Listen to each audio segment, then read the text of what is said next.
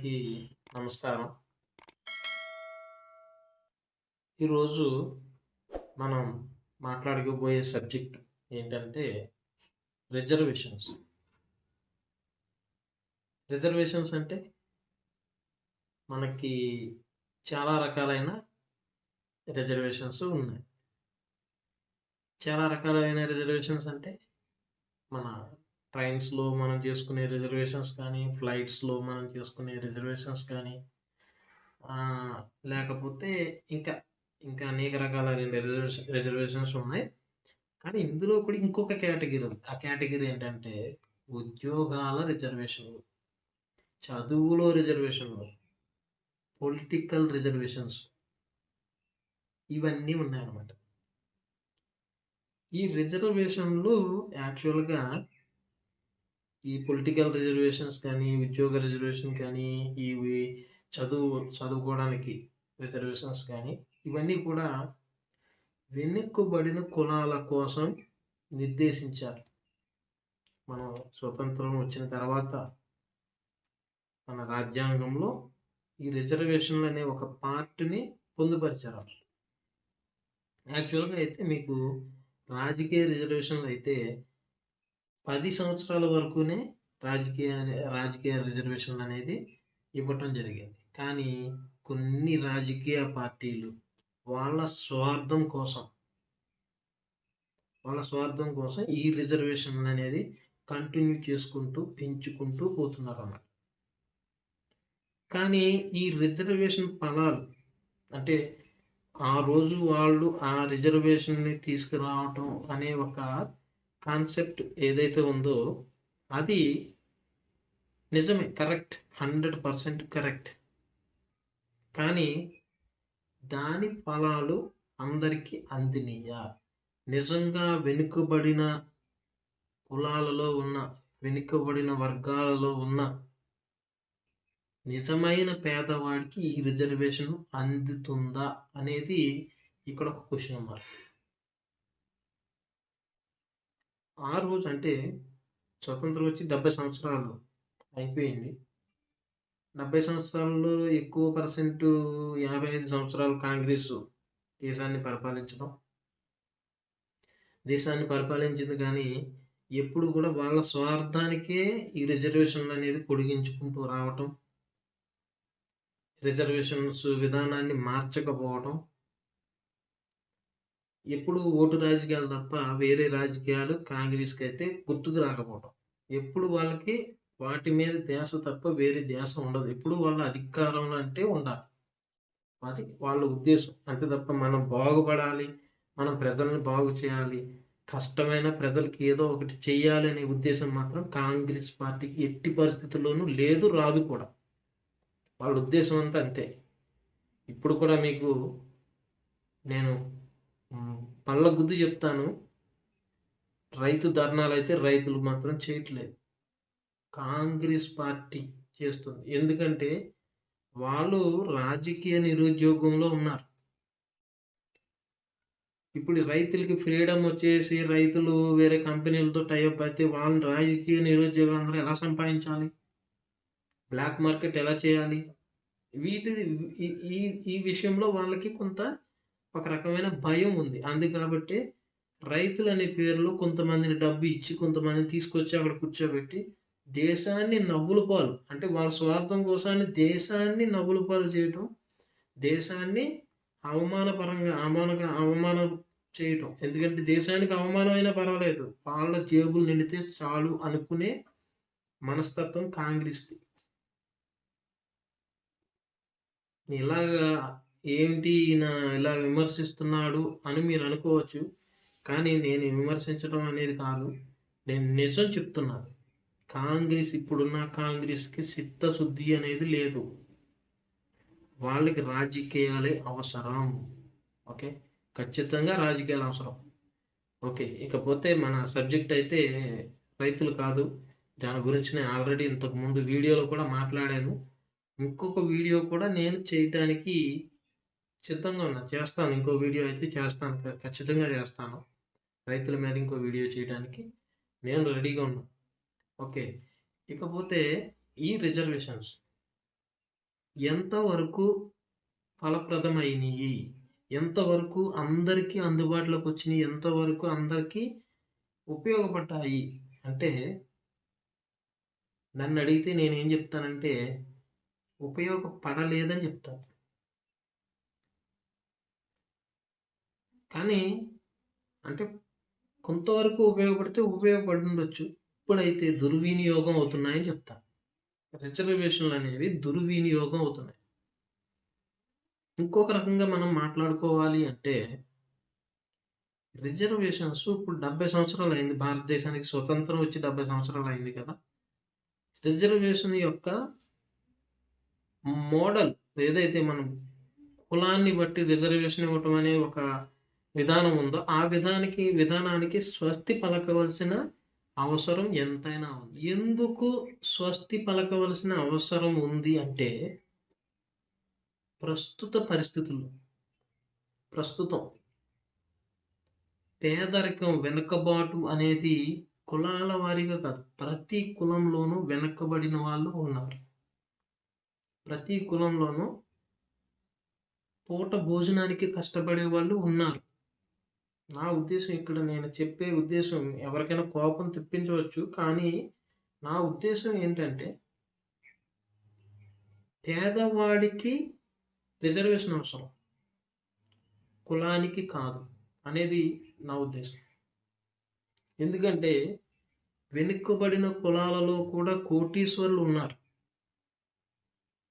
అగ్ర కులాల్లో కూడా కడు పేదవాళ్ళు ఉన్నారు.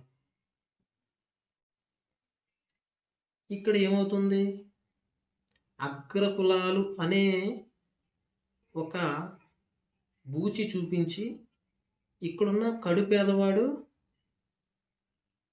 ఎందుకు పనికిరాకుండా, అంటే ఇది ఏ ఒక్క పథకానికి కూడా అతను లబ్ధిదారు కాకుండా పోతున్నాడు. అక్కడ ఏం జరుగుతుంది, వెనకబడిన కులాలు అనే ఒక బూచిని చూపించి ఆ కులాల్లో ఉన్న కోటేశ్వరుడు కూడా లబ్ధి పొందుతున్నాడు. అంటే కోటేశ్వరుడు కూడా రిజర్వేషన్ పొందుతున్నాడు. ఇక్కడ మనకు కావాల్సింది ఏంటంటే ఒక బెంచ్ మార్క్ అంటే గవర్నమెంట్, ప్రభుత్వం ఒక బెంచ్ మార్క్ అనేది నిర్ణయించాలి. ఏంటి, ఇంత ఆదాయం ఉన్న వాళ్ళందరూ కూడా, ఇంత ఆదాయానికి లోబడి ఉన్న వాళ్ళు రిజర్వేషన్కి అర్హులు అనే ఒక సిస్టాన్ని తీసుకొస్తే అన్ని కులాల్లోనూ కూడా ఉన్న పేదవాళ్ళు వాళ్ళ పేదరికం నుంచి బయటపడే అవకాశాలు ఉన్నాయి.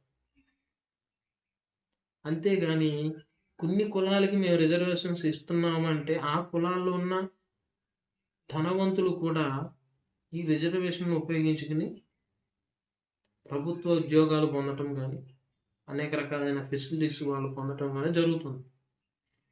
వాళ్ళకి డబ్బున్న వాళ్ళకి ఫెసిలిటీస్ కానీ, ప్రభుత్వ ఉద్యోగాలు కానీ అవసరం ఏంటి? అవసరం లేదు కదా. దీనికి నేను ఒక ఎగ్జాంపుల్ కూడా చెప్తా. ఫర్ ఎగ్జాంపుల్, ఒక వెనుకబడిన కులం నుంచి ఒకరు కలెక్టర్ అయ్యారు. కలెక్టర్ అయిన తర్వాత వాళ్ళ అబ్బాయికి రిజర్వేషన్ అవసరమా అంటే అతను పైకి వచ్చినట్టే కదా.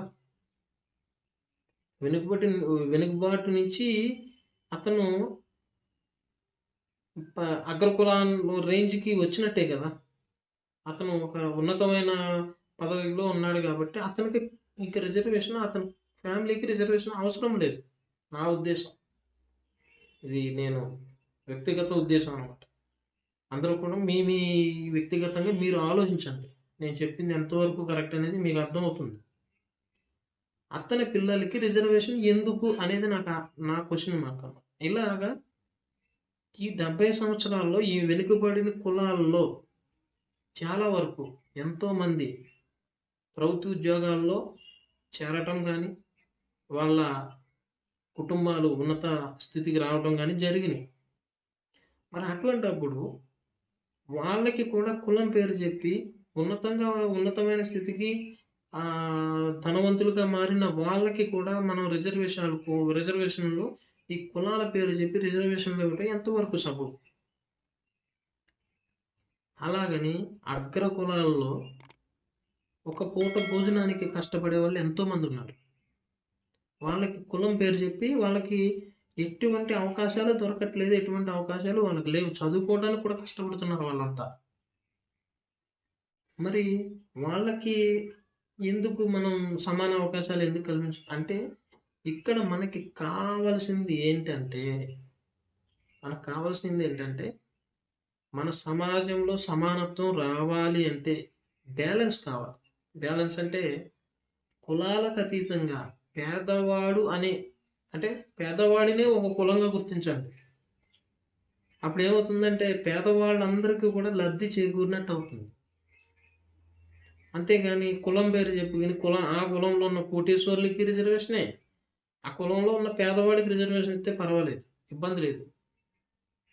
ఇక్కడ ఇంకొక మతలబు ఏంటంటే వెనుకబడిన కులాలలో ఎవరైతే నిజమైన పేదవాడు ఉన్నాడో ఆ పేదవాడికి రిజర్వేషన్ అందట్లేదు. అసలు ఎందుకు అందట్లేదు అంటే అదే కులంలో ఉన్న ధనవంతులు ఆ రిజర్వేషన్ని ఏదైతే ఆ జాబ్ ఉందో, ఆ ప్రభుత్వ ఉద్యోగం కానీ ఏదైనా ఆ జాబ్ కానీ ఆ రిజర్వేషన్, రాజకీయ రిజర్వేషన్ కానీ వీటిని హైజాక్ చేస్తున్నారు. ఎలా హైజాక్ చేస్తున్నారంటే డబ్బుతో.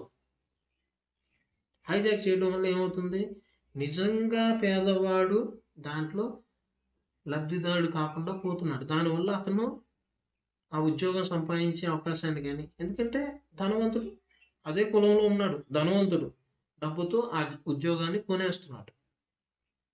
అప్పుడు నిజమైన పేదవాడు ఏమయ్యాడంటే లాస్ పోయాడు అన్నమాట. ఆ పేదవాడికి ఉద్యోగం లేదు. ఇక్కడ మనం ఏంటి గమనించవలసిన విషయం ఏంటంటే పేదవాళ్ళు ప్రతి కులంలోనూ ఉన్నారు, డబ్బున్న వాళ్ళు ప్రతి కులంలోనూ ఉన్నారు. ఇక్కడ మనకి కావాల్సింది ఏంటంటే ఒక బెంచ్ మార్క్ కావాలి. ఇంత ఆదాయానికి లోబడి ఉన్న వాళ్ళందరూ రిజర్వేషన్ అర్హులు అని పెడితే బాగుంటుంది.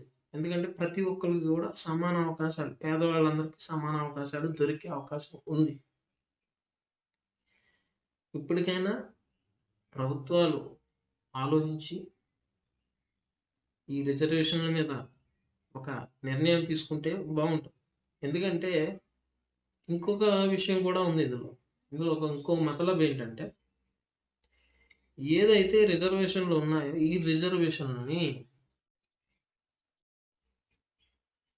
యాక్చువల్గా హిందూ మతంలో ఉన్న వెనుకబడిన కులాలకు మాత్రమే రిజర్వేషన్. యాక్చువల్గా రాజ్యాంగ పరంగా హిందూ మతం, సిక్, బౌద్ధ ఈ 3 మతాలకు సంబంధించిన వెనుకబడిన కులాలకు మాత్రమే రిజర్వేషన్. అసలు రాజ్యాంగం చెప్పేది అది. కానీ ఈరోజు చాలామంది క్రిస్టియన్లుగా మారుంటారు, కొంతమంది అయితే వేరే ఇంకో మతానికి మారు ఉంటారు. వాళ్ళు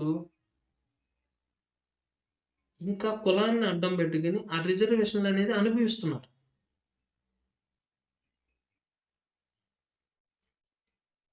ఇప్పుడు ఎప్పుడైతే ఇతర మతాల్లోకి వాళ్ళు జంప్ అయిపోయి ఇతర మతాలు తీసుకున్న తర్వాత కూడా వాళ్ళు రిజర్వేషన్లు అనుభవిస్తున్నారు అంటే నిజంగా హిందూ మతంలో ఉన్న వెనుకబడిన కులాలకి అన్యాయం జరిగినట్టే కదా. మన రిజర్వేషన్ ఇంకొకరు తీసుకెళ్ళిపోతున్నారు అంటే అప్పుడు మనకు దక్కవలసిన ఉద్యోగం వేరే వాళ్ళకి వెళ్ళిపోతుంది అంటే అది అప్పుడు ఇక్కడ హిందూ మతంలో ఉన్న వెనుకబడిన కులాలకి అన్యాయం కూడా జరుగుతుంది అనమాట. అంటే చాలామంది క్రైస్తవులుగా మారి రిజర్వేషన్ని అన్యాయంగా అక్రమంగా అనుభవిస్తున్నారు. ఇవన్నీ కూడా ప్రతి ప్రభుత్వానికి కూడా తెలుసు. కానీ రాజకీయ కారణాలుగా ఓట్ల కోసం చూడరు. అటన్ని కళ్ళు మూసేసుకుంటారు అంటారు. వాళ్ళకి కనిపించవు, అన్నీ వాళ్ళకి తెలుసు కానీ కనిపించవు. ఓట్ల కోసం ఎంతైనా ఏదైనా చేస్తారు. లేకపోతే ఇక్కడ నిజమైన లబ్ధిదారుడు పేదవాడిని ఒక లబ్ధిదారుడిగా చేసి రిజర్వేషన్లు కల్పిస్తే అందరికీ ఉపయోగం ఉంటుంది. అగ్ర కులాల్లో పేదవాళ్ళు ఎంతోమంది పేదవాళ్ళు మగ్గిపోతున్నారు, ముందుకు రాలేరు, అలాగని కూలి పని చేసుకోలేరు, ఏమీ చేయలేని పరిస్థితి వాళ్ళది. మరి వాళ్ళందరికీ రిజర్వేషన్ మరి అవసరం లేదా? అవసరమే.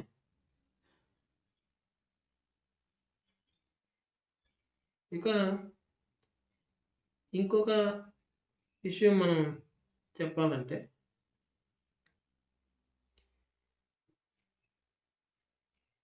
ఈ ఈ మధ్యకాలంలో ప్రభుత్వ పాఠశాలల్లో ఎంతమంది చదువుతున్నారు?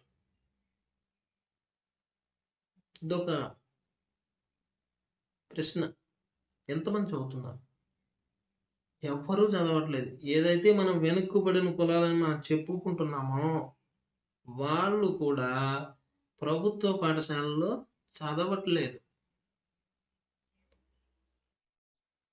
ప్రభుత్వాలు వాళ్ళ తీరు మార్చుకుని ఎవరైతే ప్రభుత్వ పాఠశాలల్లో చదువుతారో వాళ్ళకి మాత్రమే ప్రభుత్వ ఉద్యోగం, ప్రభుత్వ రిజర్వేషను కల్పించబడుతుంది అని ప్రకటిస్తే బాగుంటుందేమో.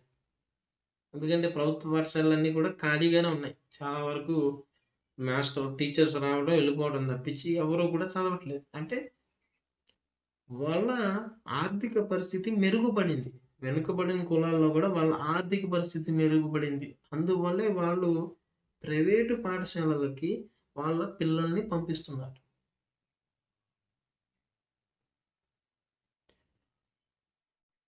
ఇప్పుడు ఒక వెనుకబడిన కులం నుంచి ఒకరు ఐపీఎస్ ఆఫీసర్ అయ్యారు. వాళ్ళ పిల్ల ఎందుకు ప్రభుత్వ హాస్పిటల్లో ఆ ప్రభుత్వ పాఠశాలలో చదవరు? ఎందుకు వాళ్ళు ప్రైవేట్ స్కూల్లో చదువుతారు? వాళ్ళకి ఎందుకు రిజర్వేషన్? ఇలా చాలా అనేక రకాలైన ప్రశ్నలు ఉన్నాయన్నమాట. దీన్ని మనం ఈ ప్రభుత్వాలు ఏం చేయాలంటే ఒక ప్రణాళికాబద్ధంగా ఈ రిజర్వేషన్ని మార్పు చేయాలి. ఇప్పుడు కాలానుగుణంగా మార్పు చేయాలి. ఎప్పుడో కులాల మీద రిజర్వేషన్ పెట్టడం జరిగింది, కానీ ఇప్పుడు ప్రతి కులంలోనూ వెనుకబడిన వాళ్ళు ఉన్నారు. దాన్ని బేస్ చేసుకుని రిజర్వేషన్ అనే ఈ సిస్టాన్ని కొంచెం మార్పులు చేయగలిగితే అందరికీ కూడా సమానత్వం అనేది మనం దేశంలో సమానత్వం అనేది సాధించగలిగే అవకాశాలు ఉన్నాయి. కానీ ఎవరైనా చేద్దామని చూస్తే వెనకాల చేయనిచ్చే వాళ్ళు ఉన్నారా? ఇప్పుడు సపోజ్ మోడీ గారే ఈ రిజర్వేషన్లు నేను మార్చాలి అని ఆయన కంకణం కట్టుకుని కూర్చోవచ్చు. కాంగ్రెస్ చేయనివ్వదు. కాంగ్రెస్ ఏం చేస్తుందంటే దానికి ఒక అవకాశం ఏం చేస్తుంది, దేశంలో ఉన్న అన్ని కులాలని రెచ్చగొట్టి ప్రభుత్వం మీదకి గొడవలకు పంపిస్తుంది. ఇది కాంగ్రెస్ చేసే పని మాత్రం ఇది ఒకటే. ప్రతిపక్షాలు కాంగ్రెసే కాదు, ఆమ్ ఆద్మీ కావచ్చు, కాంగ్రెస్ కావచ్చు, ఇక టీఆర్ఎస్ కావచ్చు, వీళ్ళందరూ కూడా చేసే పనులు ఏంటంటే మంచి చేసే వాళ్ళ మీదకి ప్రజలను ఉసుగొలపడం. ఇది ఒకటి వాళ్ళు చేసే పని అన్నమాట. ఇది ప్రజలకు ఉపయోగపడుతుందా లేదా అనేది వాళ్ళ సబ్జెక్ట్ కాదు. కానీ మనం అందరూ కూడా కొంచెం ఆలోచించండి, స్మార్ట్గా ఆలోచిస్తే మీకు అర్థమవుతుంది ఏంటి రిజర్వేషన్లు ఏంటి, ఏ పర్పస్ అసలు, దీన్ని మనం ఎంతవరకు మనం ఇది చేయొచ్చు, యాక్సెప్ట్ చేయొచ్చు, ఈ రిజర్వేషన్ని ఎలా మార్పులు చేస్తే అగ్ర కులాల్లో ఉన్న పేదవారికి కూడా లబ్ధి చేకూరుతుంది అనేది అందరూ కూడా ఆలోచించాలి. ఆలోచించి ప్రభుత్వాలు కూడా ఆలోచించి అగ్రవర్ణాల్లో కూడా ఉన్న పేదవారిని ప్రభుత్వాలు ఈ రిజర్వేషన్ అనే ఒక మార్పును, ఒక చేంజ్ ఏదైతే ఉందో కాలానుగుణంగా మార్పు చేసి ఆ రిజర్వేషన్ని అందరికీ అందేటట్టు, పేదవారికి, నిజమైన పేదవారికి, ఏ కులమైనా పర్వాలేదు, అందరికీ అందేటట్టు ప్రభుత్వాలు చర్యలు తీసుకుంటే బాగుంటుంది. ఈ వీడియో ముఖ్య ఉద్దేశం అయితే అదే. ఎవరికైనా ఈ వీడియో చూసి ఏదైనా కొంచెం మార్పు అంటే ఒక అవగాహన కల్పించాలనే ఉద్దేశంతో ఈ వీడియో అయితే చేయడం జరిగింది. ఎవరైనా మీకు అర్థమైతే కామెంట్ రూపంలో కామెంట్ చేయండి. లేదు మీరు వీడియో నాకు సరిగ్గా చేయలేదండి, మీరు చెప్పేది అబద్ధం అండి, మీరు చెప్పేది సరికాదండి అంటే అది కూడా నాకు కామెంట్ చేయండి, ఇబ్బంది లేదు, చూస్తాను. అన్నీ మంచి చెడు రెండు ఉంటాయి కదా, పక్కనే ఉంటాయి. అందువల్ల ఏంటంటే అన్నీ కూడా మనం రిసీవ్ చేసుకోవడం అయితే జరుగుతుంది. వాళ్ళకి ఆన్సర్ కూడా ఇస్తాను. చూద్దాం, అతి త్వరలో మనం కోరుకునే మార్పులు వస్తాయని ఆశిద్దాం.